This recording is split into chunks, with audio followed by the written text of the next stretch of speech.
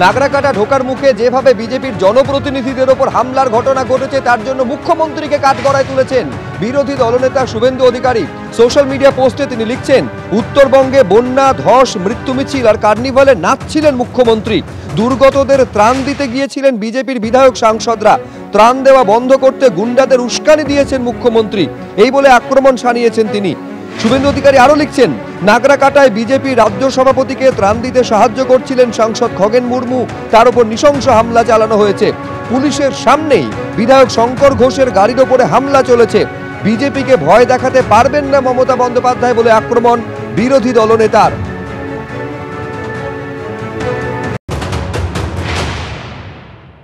যে রক্তের ছবি ভিডিও গোটা পশ্চিমবঙ্গের মানুষ, ভারতবর্ষের মানুষ দেখলো, এটা দেখার পরে তো কারোরই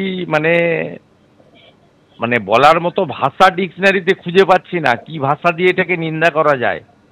এটা একটা বর্বর সরকার, অমানবিক সরকার, এবং তৃণমূল কংগ্রেসের চিহ্নিত গুন্ডারা একটা বিশেষ সম্প্রদায়ের তারা করেছে, এবং এটা পরিকল্পিত, কমপ্লিটলি পরিকল্পিত।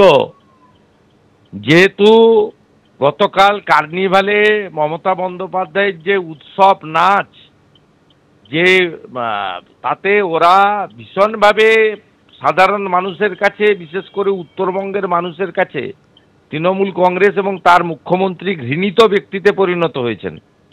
এই রাগ এবং ক্রোধ থেকে কেন ভারতীয় জনতা পার্টির সাংসদ, বিধায়ক, রাজ্য সভাপতি, নেতৃত্বরা এলাকায় এলাকায় রিলিফ করবেন? এইটাকে বাধা দেওয়ার জন্য করেছে।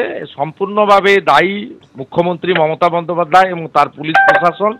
আর যারা এই বর্বরচিত ঘটনা, অমানবিক ঘটনা, পশুসুলভ আচরণ করেছে, এরা কমপ্লিটলি তৃণমূল কংগ্রেসের জিহাদি শক্তি, বিশেষ সম্প্রদায়ের গুন্ডা। এদেরকে জড়ো করে পরিকল্পিতভাবে করা হয়েছে। খগেন মুর্মুকে হত্যা করার চেষ্টা করা হয়েছে। শঙ্কর ঘোষকেও যেভাবে ইঁট দিয়ে, পায়ের জুতো দিয়ে যেভাবে হেনস্থা করা হয়েছে, তিনি একাধারে একজন রাজনৈতিক নেতৃত্ব, বিধায়ক এবং সাথে সাথে একজন শিক্ষক। এবং খগেন মুর্মু শুধুমাত্র বিধায়ক বা বিজেপির রাজ্য সহসভাপতি নন, তিনি আদিবাসী সম্প্রদায়ের একজন বড় নেতা উত্তরবঙ্গের। আমি বিষয়টা নিন্দা করা শুধু নয়, ঘটনার প্রথম শঙ্কর ঘোষ আমাকেই জানানোর পরে প্রাথমিকভাবে আমি ওনাদের পরামর্শ দিই আগে মেডিকেল ট্রিটমেন্ট করান, এবং এই মুহূর্তে খগেন মুর্মুকে শিলিগুড়ির একটি বেসরকারি হসপিটালে আনা হয়েছে। কয়েকটা স্টিচ দিতে হয়েছে। তার ক্ষত খুব বড় ক্ষত, ব্লিডিং খুব হয়েছে। তাকে এই মুহূর্তে অত্যন্ত চিকিৎসার মধ্যে রাখতে হয়েছে। এটাকে আমরা প্রায়োরিটি দিয়েছি। এবং এরপরে এফআইআর করা, এবং আমাদের রাজ্য সভাপতি শ্রমিক ভট্টাচার্য মহোদয় সাংসদ এবং পুনা ভাংরা সহ দীপক বর্মন সহ এমএলএরা ওই নদীর ওপারে রিলিফ ক্যাম্পে আছেন। তারা যাতে সেফলি বেরিয়ে আসতে পারেন তার জন্য আমরা যোগাযোগ রেখে এটা কাজটা করছি। এবং তারপরে আমি শ্রমিকদের সঙ্গে আলোচনা করে দলগতভাবে কর্মসূচিও ঘোষণা করব। এবং আমি ঘটনা ইতিমধ্যে ভারতবর্ষের মাননীয় স্বরাষ্ট্রমন্ত্রী অমিত শাহজি দপ্তরে অমিত শাহজিকে জানিয়েছি। আমি জানিয়েছি স্পিকার ওম বিড়লাকে, আমি জানিয়েছি এসটি কমিশনের চেয়ারম্যানকে, এবং মাননীয় গভর্নরের ওএসডি তার কাছেও আমি পাঠিয়েছি সমস্ত ডিটেলস, ভিডিও এবং আমার যা যা ঘটেছে সব কিছু, যাতে গভর্নরকেও তিনি ইমিডিয়েটলি জানান। আমরা এটা নিয়ে খুব বড় এবং কঠোর পদক্ষেপ নেওয়ার দাবিও করছি, নিজেরাও ব্যবস্থা নিচ্ছি। আপনাদের প্রত্যেকেরই উত্তরবঙ্গে যাওয়ার কথা রয়েছে। শ্রমিক ভট্টাচার্য ইতিমধ্যেই গেছেন। আগামীকাল সকালে আমি পৌঁছাবো। পৌঁছে প্রথম খগেন মুর্মুকে দেখব।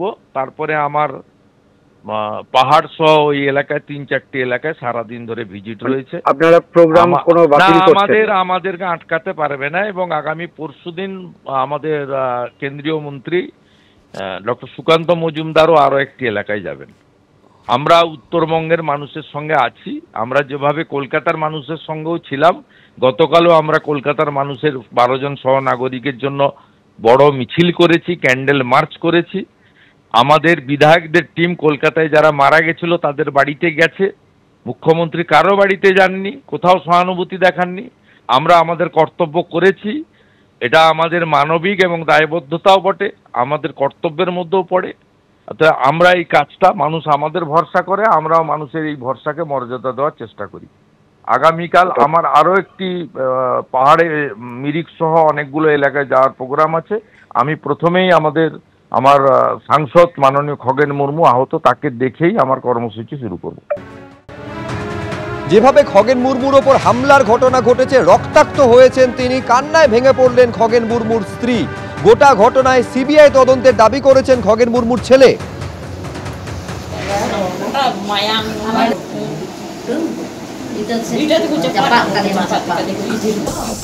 ফোনটা রাখেন বৌদি, আমাদের দিকে।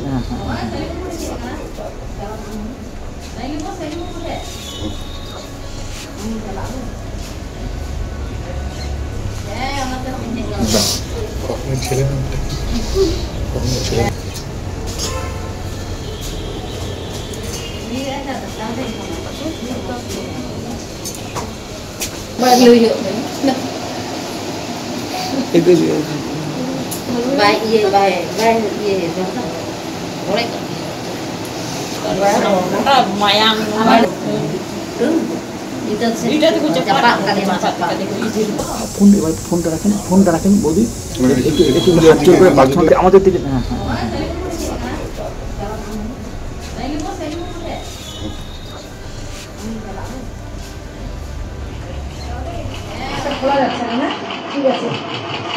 দেখছি যা অবস্থা, মানে খুবই খারাপ অবস্থা, ঠিক আছে। কন্টিনিউয়াস মানে চোখের এখানে লেগেছে, কন্টিনিউয়াস নাক থেকে ব্লিডিং হয়ে যাচ্ছে, মানে লোকাল হাসপাতাল থেকে বড় হাসপাতাল রিফার করে দিয়েছে। এখন কি করবে তোমরা? আমরা এখন ইমিডিয়েটলি ওখানে যাব। স্পটে যাচ্ছ? স্পটে যাচ্ছি, মানে যেখানে হাসপাতালে ভর্তি আছে। বাবার সঙ্গে কথা হয়েছে? না, বাবার সাথে এখনো পর্যন্ত কথা হয়নি।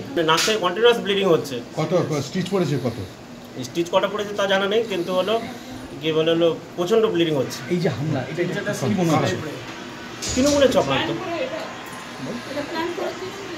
প্ল্যান করে তৃণমূলেরই চক্রান্ত, তৃণমূলের গুন্ডা দ্বারাই আক্রমণ হয়েছে। কি চাচ্ছ এটা? আমরা অবশ্যই সিবিআই তদন্ত চাইছি এটা। যেভাবে বিজেপি নির্বাচিত জনপ্রতিনিধিরা আক্রান্ত হচ্ছেন, রক্তাক্ত হচ্ছেন, এখনই এই রাজ্যে ৩৫৫ ধারা লাগু করা প্রয়োজন, এই আবেদন জানিয়ে রাজ্যপালকে চিঠি লিখলেন বিজেপি নেতা এবং আইনজীবী Kaustav Bagchi.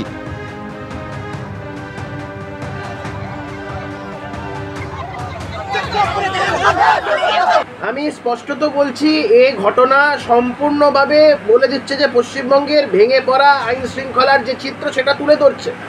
It is the duty of the union to protect the state in case of any internal exigency, internal emergency that squarely falls within the ambit of Article 355 of the Constitution of India.